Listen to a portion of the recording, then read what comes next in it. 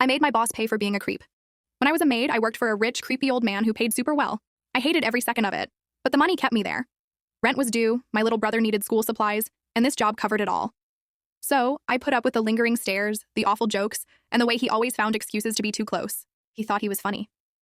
"You know, if I were younger, I'd snatch you up," he'd say, laughing like it wasn't disgusting.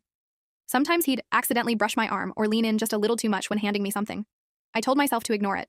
Then one day, he grabbed my waist and pulled in close. I yanked away and forced a smile, but inside, I was shaking.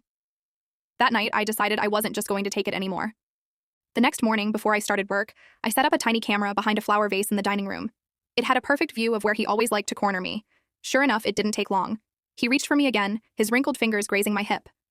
I stepped back and smiled. "Oh, Mr. Reynolds," I said sweetly, "I think your wife would love to see this." His face dropped. "What?" I pulled out my phone and hit play. The footage was crystal clear. His hand, my reaction, everything. "Now I'm thinking," I said, tucking my phone away, "you're going to give me a nice little bonus, something big enough to make me forget this ever happened." His face turned pale, then red, but he knew he had no choice. A week later, I quit. My pockets were full, and for the first time in a long time, I felt free.